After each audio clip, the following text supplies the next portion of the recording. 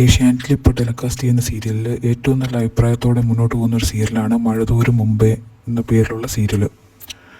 അപ്പോൾ ഇപ്പോൾ പ്രശ്നം എന്താണെന്ന് വെച്ചാൽ ജിയോ ഹോട്ട്സ്റ്റാറിൽ, ഏഷ്യാനെറ്റിൻ്റെ ജിയോ ഹോട്ട്സ്റ്റാറിൽ ഈ സീരിയൽ ഇപ്പം സമയത്ത് കാണിക്കുന്നില്ല എന്നുള്ളതാണ്.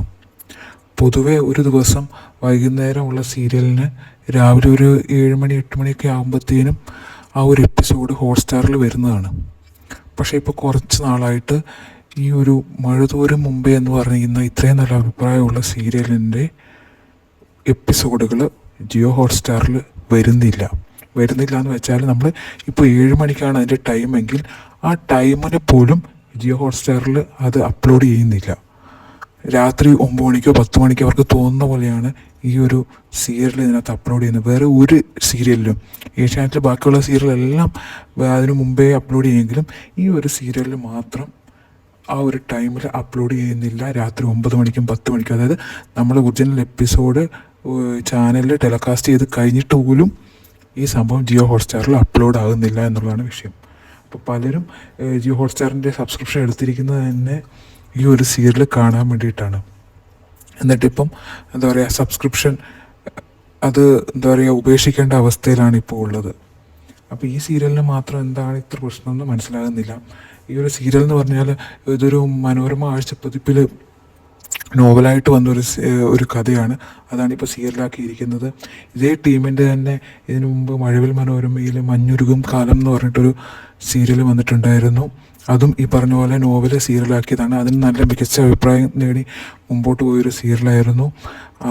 പിന്നീട് യൂട്യൂബിലും ഇതിനിടയ്ക്ക് ഭയങ്കര ഒരു എന്താ പറയുക തരംഗം സൃഷ്ടിച്ച ഒരു സീരിയലായിരുന്നു മഞ്ഞുരുകും കാലം എന്ന് പറയുന്നത്. അപ്പോൾ അതേ ടീമിൻ്റെ ഏറെ പ്രതീക്ഷയോടെ കാണുന്ന ഒരു സീരിയലാണ് മഴതോരും മുമ്പേ എന്ന് പറയുന്നത്.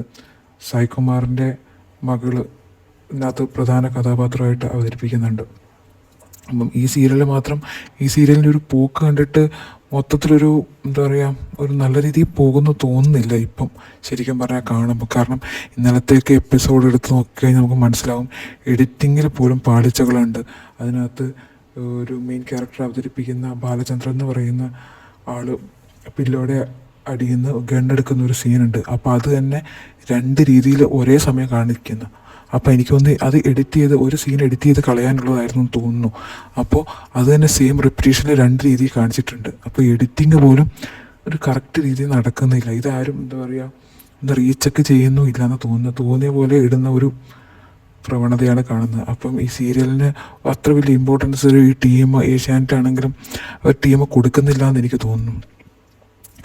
അപ്പോൾ ഒരു നല്ല രീതിയിൽ പോകേണ്ട ഒരു സീരിയൽ ഇങ്ങനെ എന്താ പറയുക നശിപ്പിക്കുന്നു എന്ന് ആലോചിക്കുമ്പോൾ ഒരു വിഷമമുണ്ട് ശരിക്കും പറഞ്ഞാൽ.